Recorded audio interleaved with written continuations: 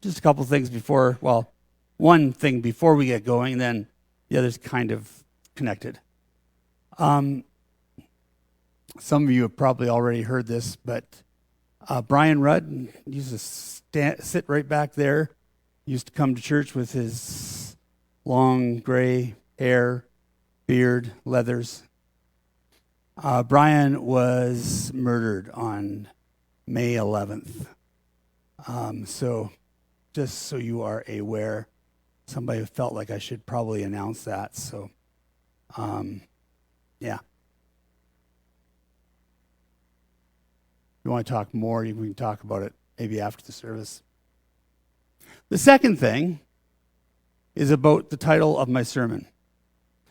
I know there have been discussions. You have come talking to me, wondering what in the world am I talking about when I said living with Justin Trudeau. And to be perfectly blunt, living with Justin Trudeau was not my first title for this sermon. There we are. There he is. His wonderful face. No, we don't want that one yet. Go back. Yeah. Okay. So how in the world does Justin Trudeau figure into the book of Esther? Well, I'll try to tell you. But first I have to say, for those of you who are sitting in the sanctuary with me, we probably have a feeling about Justin Trudeau that other people might not have, especially people who live far away from here in a different country or maybe in Ontario, which is kind of like a different country. And you have to understand that Westerners tend not to like Justin Trudeau. But to be honest, Westerners really kind of don't like whoever the Prime Minister is of Canada. We feel like he wasn't elected by us, he was elected by somebody else and forced onto us. But we have this feeling about Justin Trudeau that maybe I can explain to you in a political joke. Now, I understand that some of you are going to have hurt feelings over this joke, and I apologize for that. Just, try to hold on to yourself. But it's one of my favorite political jokes, and so if you'll let me tell it, it kind of explains how sometimes the West feels about prime ministers. Is that okay? Can I tell you the joke? Yeah. Well, there was a plane that was going somewhere. And this plane had some very important people on it. It had Donald Trump, Joe Biden, and Justin Trudeau, and an old man and a young boy. I'm not sure why the old man and the young boy are on this trip, but they are. So this plane is traveling, and all of a sudden it develops some mechanical problems. And it's going to go down. And the first thing that happens is the pilot and the co-pilot grab two of the parachutes and jump out of the plane, leaving the 5 passengers alone on the plane. The other problem that kind of happens at this time is that these 5 passengers look over and there's only 4 parachutes. So somebody's going to get left behind on the plane. And so they're trying to think up in their mind the reasons for why they should be saved and somebody else should die. And the first one to go is Donald Trump. And he says, I'm going to make America great again. That old coot over there, he can't do it, but I can. He grabs a parachute and jumps out of the plane. The next thing is Joe Biden looks at the remaining passengers and says, well, I'm the only one that can beat that guy in an election, so therefore I have to live. He grabs a parachute and jumps out of the plane. Justin is there on the plane, and he says, I'm the brains of Canada. I have to live, and so he grabs a parachute and jumps out of the plane. The old man turns to the young boy and says, I've lived my life. You're just beginning. I'm okay. I'll go down with the plane. You jump with the parachute. And the boy says, no, there's still 2 parachutes left. And he goes over and he grabs the parachutes and he gives one to the old man and he starts putting one on and the old man starts putting his parachute on and he says, but I don't understand. there wasn't enough parachutes for all of us.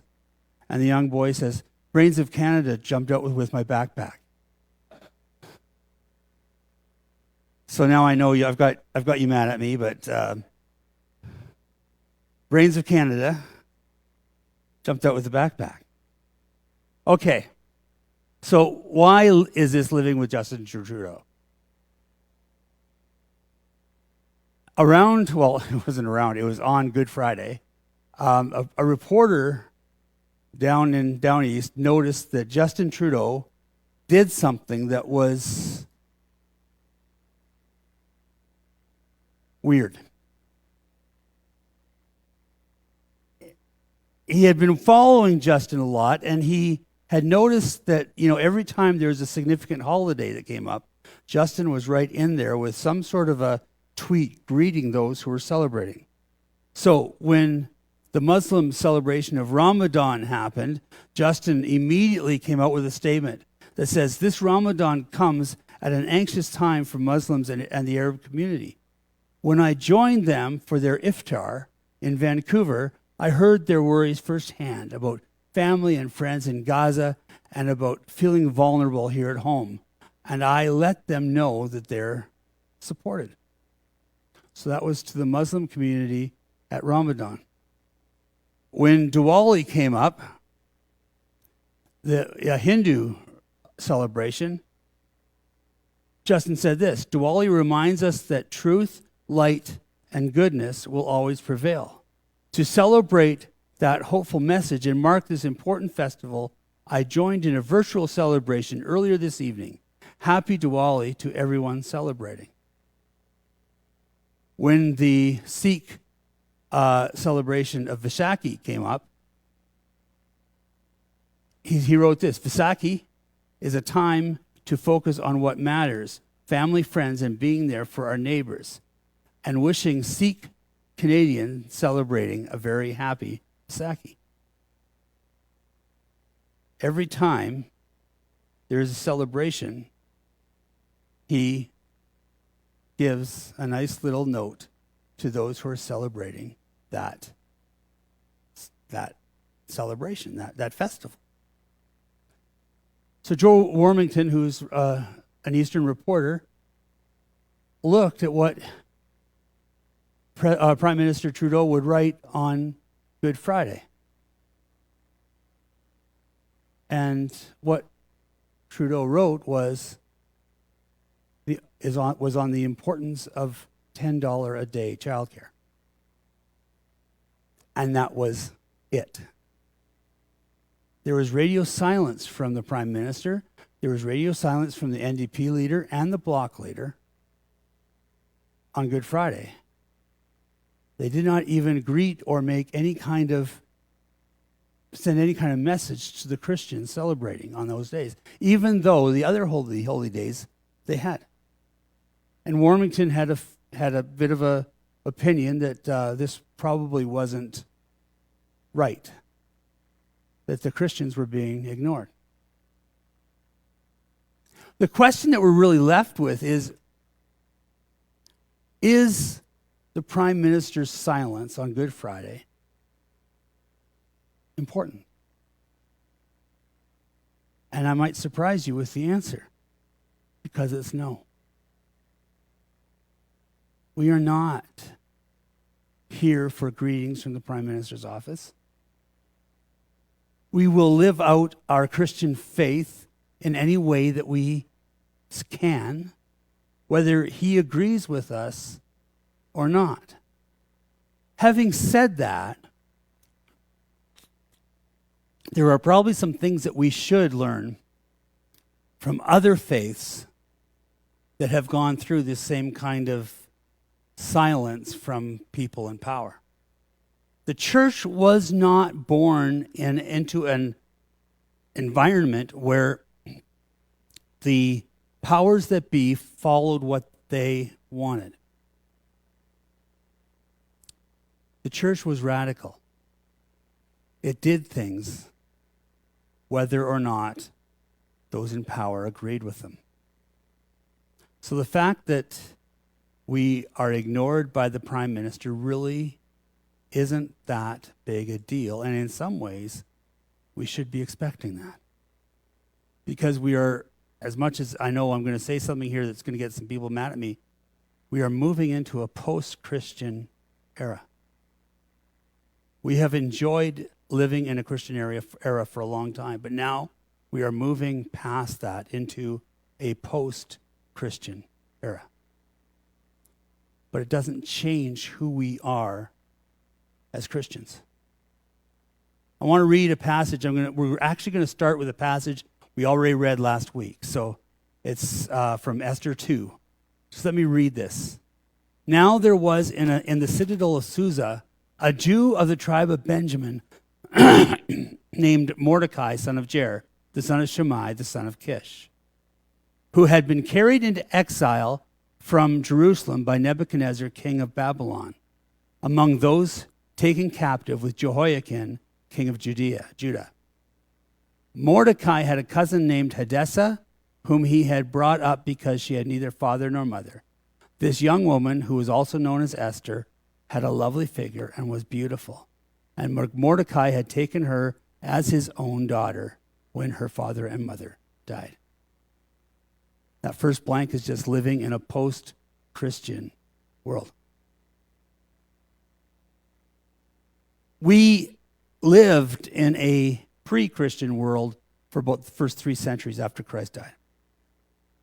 Then Constantine came to power, and he came to power and gave Christians really their first experience of power. All of a sudden, the Christian religion was the religion of the empire. It was part of who the empire thought that they were. And so for years and years and centuries, we've been living in what is essentially the Christian empire. We have lived with a Judeo-Christian ethic that has been found in our laws, and we've gotten used to this being in our laws. But the problem is that in some ways it has weakened our testimony. I remember back when I was a youth pastor, we had a rule that said that we only played Christian music in the youth room. And this one guy came in and wanted to play this CD, and he said, well, of course it's Christian. It's by a Canadian band. And I'm going, okay, that's how we define Christian, is that they're Canadian. All Canadians are Christians. But we've had this idea for a while. We want the laws to reflect our ethic because that's important to us. But in a pre-Christian world, that's not true.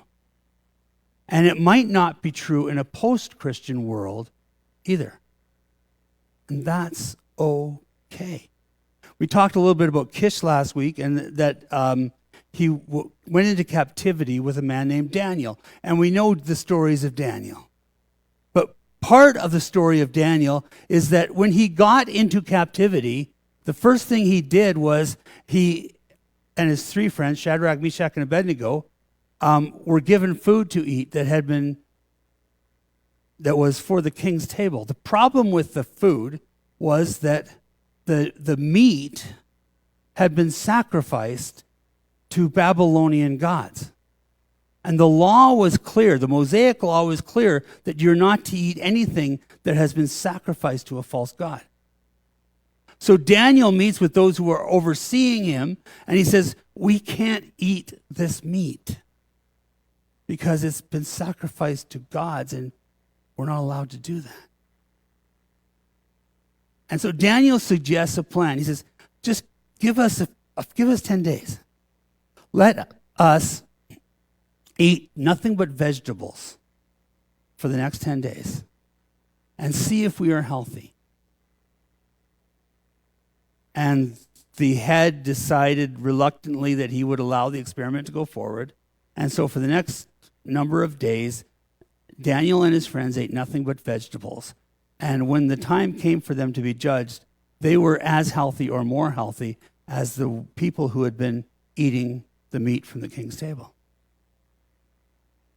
Unfortunately, and this drives me absolutely crazy, in our culture, we take the story of Daniel and make it into a advertisement for vegetarianism.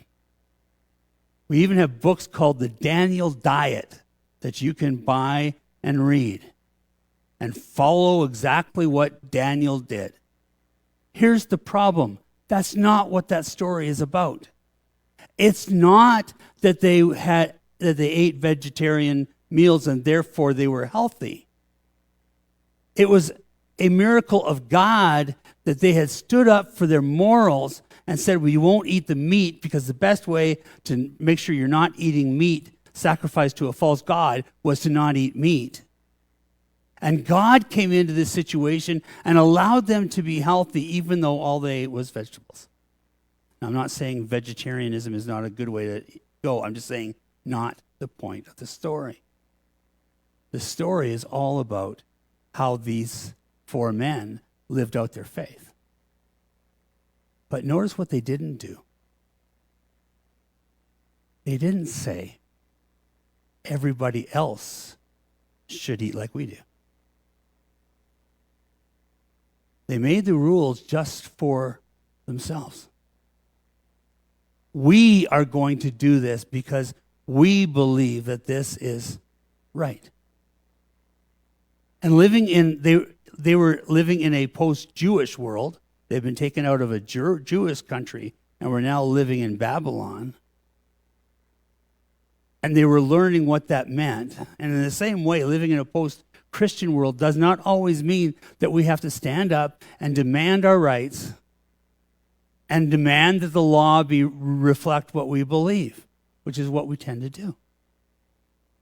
What it means is that we should live our lives as we believe God is asking us to live them, not forcing other people to live the same way, but setting an example for them in our behavior so that they will notice there's something different about us, maybe attractive about us, and will want to do the same thing.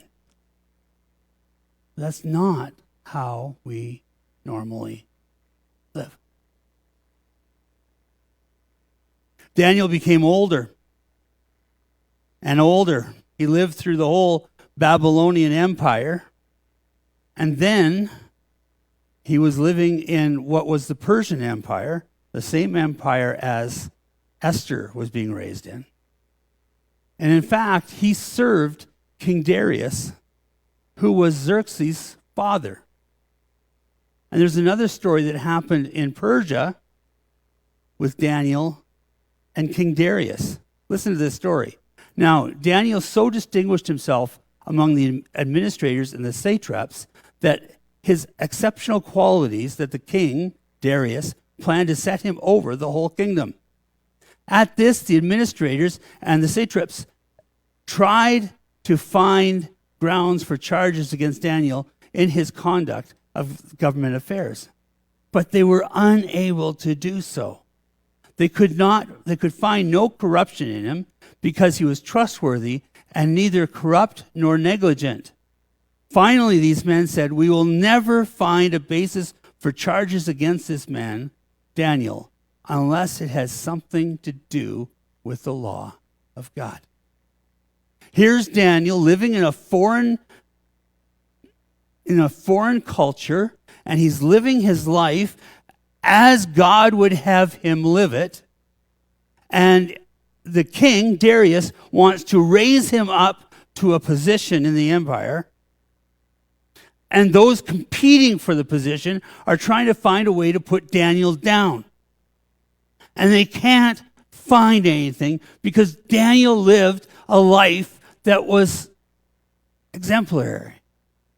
He lived a life that lived out the morals of God, and they couldn't find any charges against him. Only thing they could say is that he serves a different religion, a different God.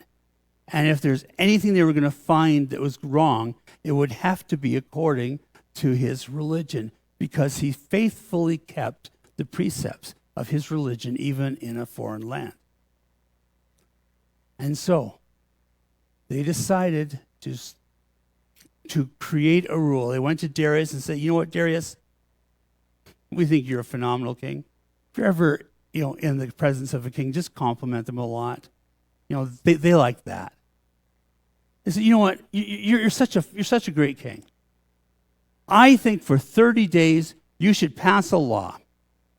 We all agree that for the next 30 days, the only person that we can bow down and pray to is you. And Darius, because he was king, thought that was a good idea. That for 30 days, Darius didn't think through what was going on. He thought, this is a good idea. So he sent out a communication to all the ends of Persia that said, for the next 30 days, the only person you can bow down and pray to is King Darius. 30 days. Why? Because they knew one person wouldn't do that. Daniel. Once Darius realized what he had done, he tried to reverse it, but he couldn't.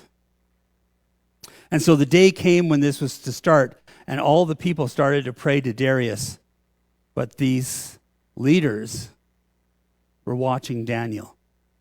And when he bowed down to pray to his God, they arrested him. And the penalty for praying to anybody but Darius was to be thrown into the lion's den. And so, at sundown, Daniel was thrown into a den of lions. Darius was in his palace, not enjoying himself at all. He was in a panic because he knew he was the reason that his friend was now fighting for his life. Pick up the story later in Daniel. At the first light of dawn, the king got up and hurried to the lion's den. When he came near the den, he called to Daniel in an anguished voice, Daniel, servant of the living God, has your God, whom you serve continually, been able to rescue you from the lions? Daniel answered, may the king live forever. My God sent his angel, and he shut the mouths of the lions. They have not hurt me, because I was found innocent in his sight, nor have I ever done any wrong before your majesty.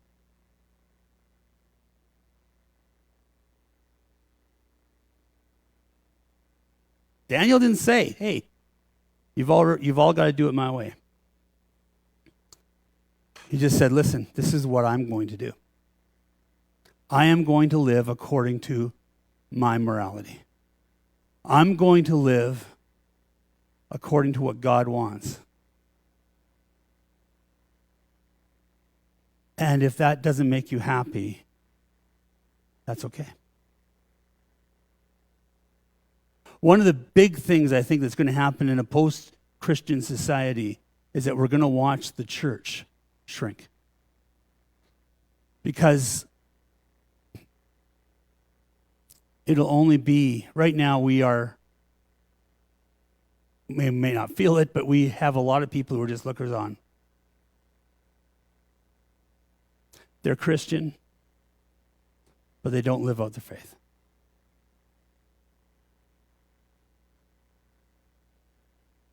And those people will fall away in a post-Christian society.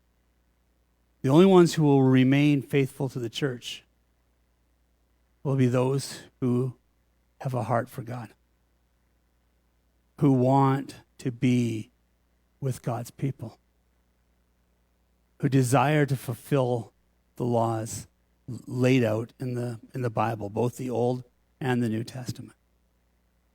The rest will fall away. They won't be there anymore. And the question is, where do we fit in to that scenario? Let me skip over to Esther chapter 3. Then Haman said to King Xerxes, Haman, by the way, is the evil person of the story. There is a certain people dispersed among your peoples in all the provinces of your kingdom who keep themselves separate. Their customs are different from those of all the other people, and they do not obey the king's laws. It is not in the king's best interest to tolerate them. That next blank is living by different customs. King, there's a group of people and they aren't like other people. They don't follow all your laws, especially laws that are concerning worship and other things. They don't follow those laws. They just do what their God tells them to do. And I think you should get rid of them. You know what the real problem with Haman was? Everybody was supposed to bow down to Haman, but Mordecai refused. But Mordecai said, I will not bow down to anyone except for my God. And so Haman had decided not just to get rid of Mordecai, but to erase that whole race of people from the society. And he did that by trying to convince King Xerxes to kill them.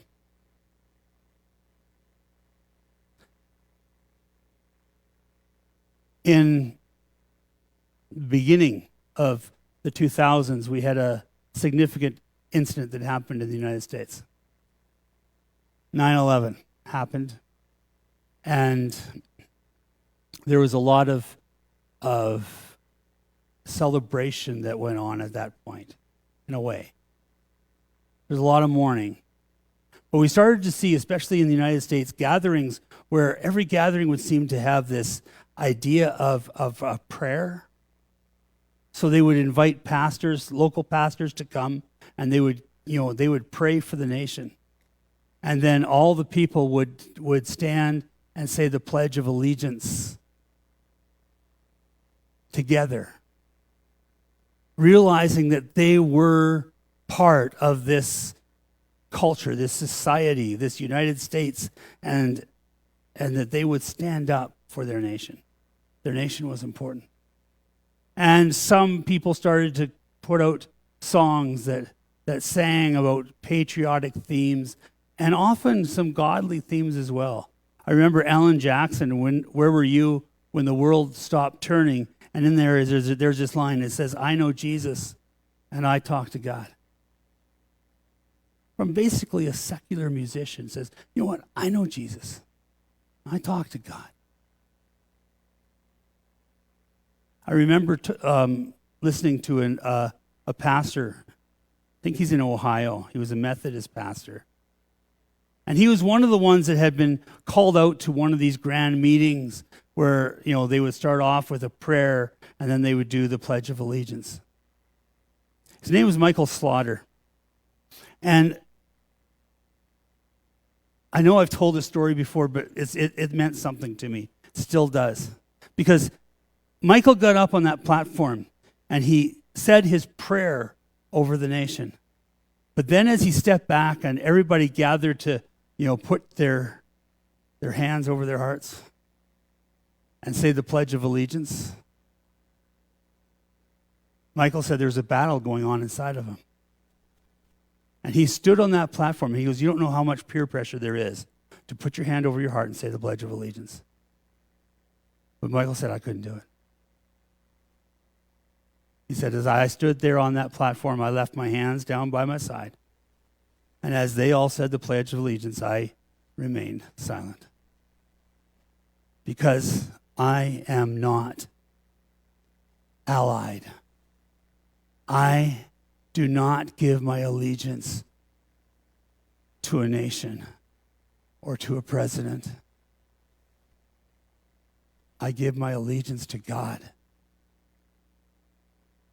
And God's kingdom is not separated by national boundaries. It is one kingdom that spans the whole world. My allegiance is given to Christ, not to a flag. And I will not pretend that that is not true. Can you imagine? In this national fervor, national fever that we had back then, seeing a guy saying, you know what? My allegiance is not to a flag. It's to God. It's to Jesus. And I'm not going to pretend that it's anything different. It was exactly what Mordecai was doing. He was saying, I'm not going to bow down to you, Haman. You're just a flesh and blood person like me. I bow down before my God. He is the only one that I bow to.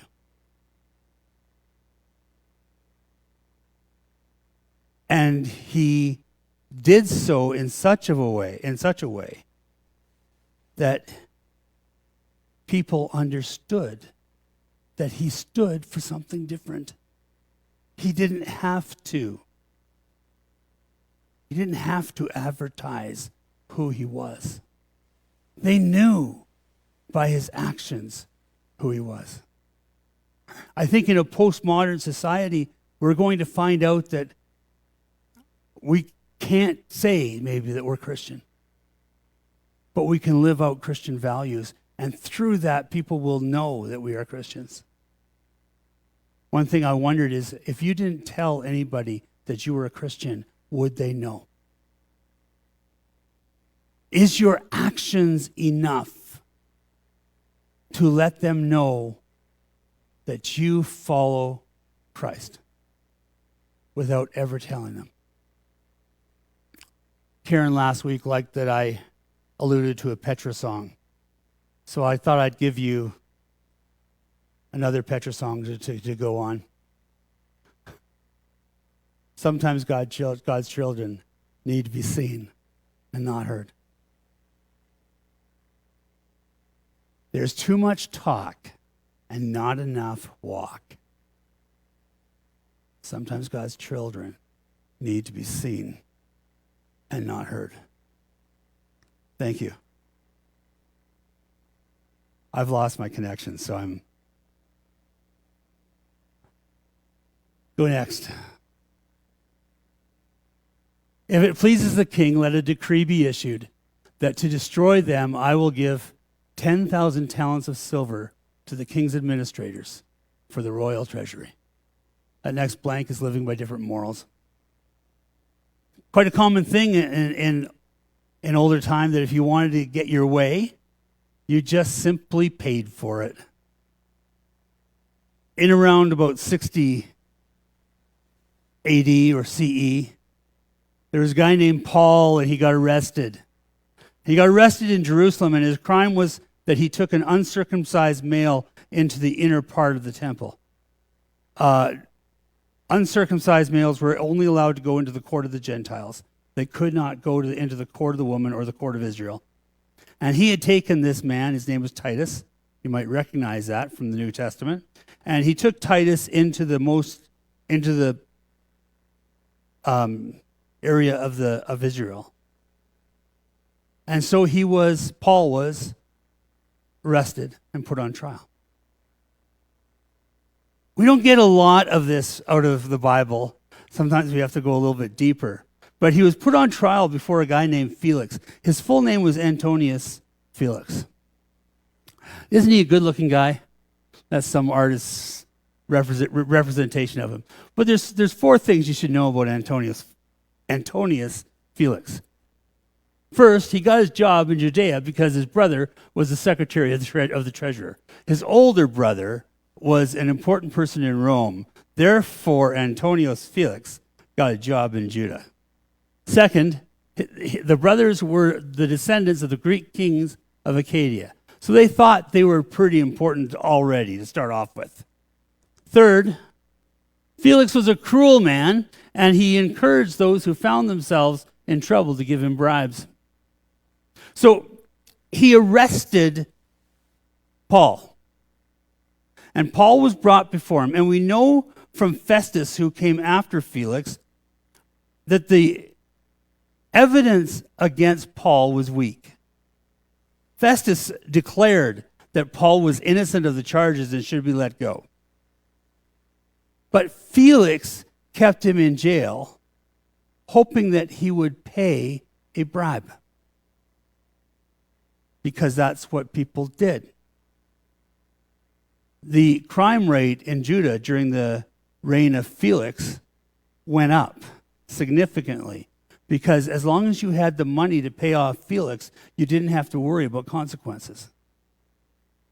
With great power comes great privilege. And Felix seemed to understand that. And so he arrests Paul, he throws him in jail and says, basically, I'll let you go once you pay me. Could the church have raised the money to get Paul out of jail? Probably. But that's not something we do. We live by different morals. There are things that our culture says are okay to do that we say, no, we will not do that. That is not who we are as Christians. We understand that that might be expedient, that we might get things done quicker that way, but that is not who we are. We have different customs and we have different morals, and we will remain true to who we are. Fourth, Felix was finally removed from his position and taken back to Rome, charged with using a dispute between the Jews and the Syrians of Caesarea as a pretext to murder and an effort to steal the valuables of the inhabitants of the city. Here's the thing. Felix got sent back to Rome, but this is where his brother Paulus shows up again. Because somehow Paulus got hold of Felix, and Felix just simply disappeared. He never did go on trial for any of his crimes. That's not who we are. We are a people of justice, and that means justice for us as well. We will do what is right, not what is expedient. We will live our lives according to what God has asked us to live, not according to our own ideals or desires. It might be common to lie on your application form for a job. But as Christians, that's not what we do. We believe in truth. We believe in mercy. We believe in justice. And we will depend on our God. Haman bribes Xerxes to get what he wants done. Mordecai says, I will not do that. I will depend on the justice and the mercy of my God. I will live out my life to the best of my ability, the way that God wants me to live it, not by what someone else thinks that I should do. When the king's order and edict had been proclaimed, many young women were brought to the citadel in Susa. I think we read that last week. We'll just skip over that. Yeah.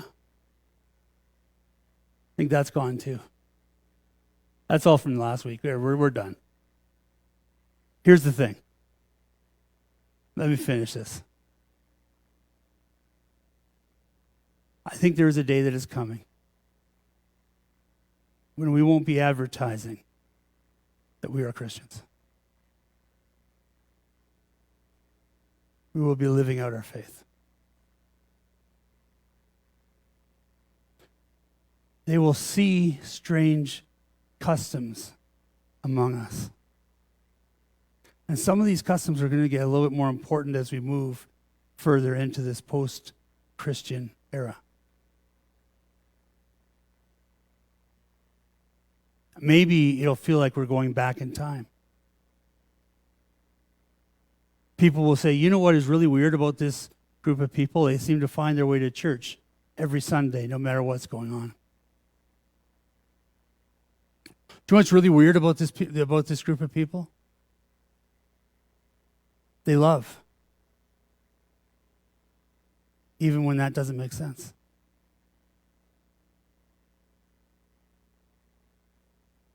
Maybe they refuse to shop on Sunday because that's the Lord's day.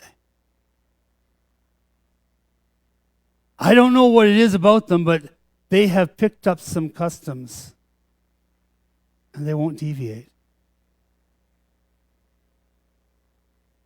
And I have to admit that some of them are very good people. And I want to be like them.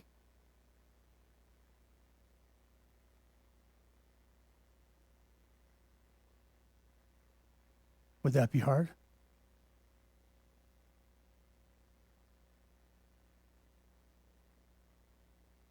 We live in a day and age when I don't want to paint this with too broad a brush, but where some people are willing to kill and die for their faith.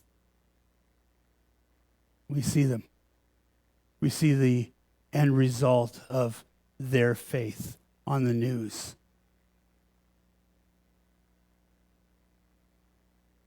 They're willing to put their life on the line. They're willing to blow themselves up as long as they get some of the infidels to die with them. You know who they are because of the way they act. And not everyone is like that, but you know who I'm talking about. Here's my question.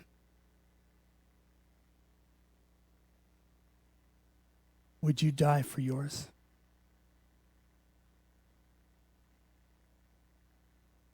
Harder question.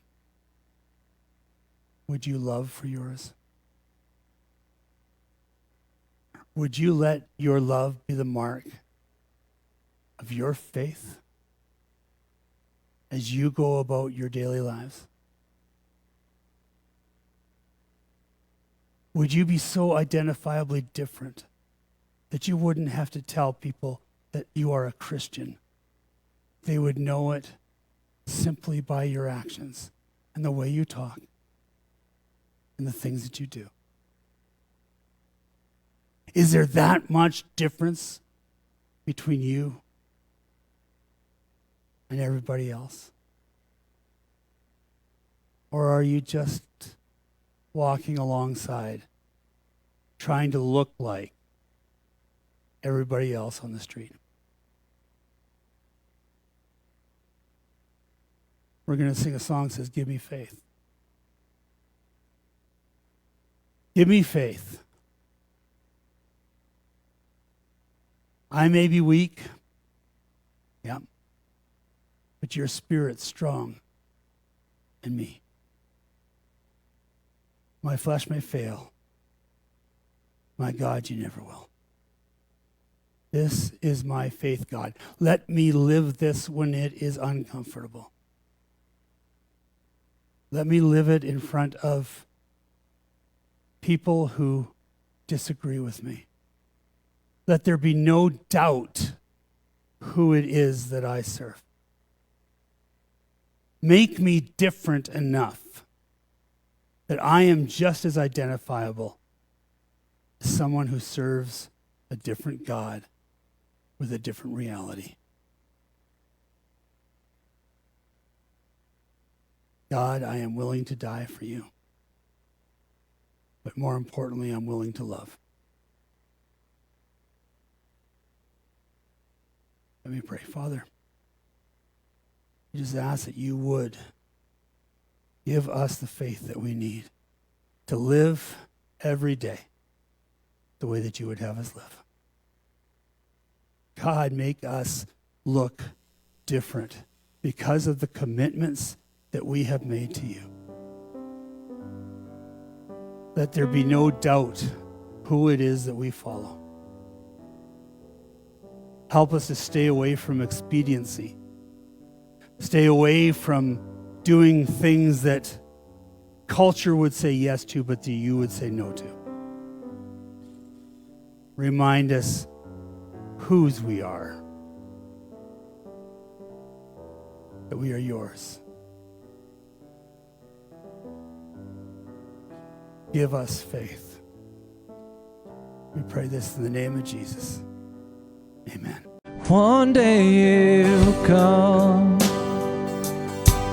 and we'll stand face to face. Come and lay it all down, 'cause it might be today. The time is right now. There's no need to wait. The past will be washed. The rivers of grace. Come, Jesus, come. We've been waiting so long for the day you return to heal every hurt, right every wrong. We need you right now. Come and turn this around. Deep down I know this world isn't home, so come Jesus, come. Come Jesus, come. Come Jesus, come.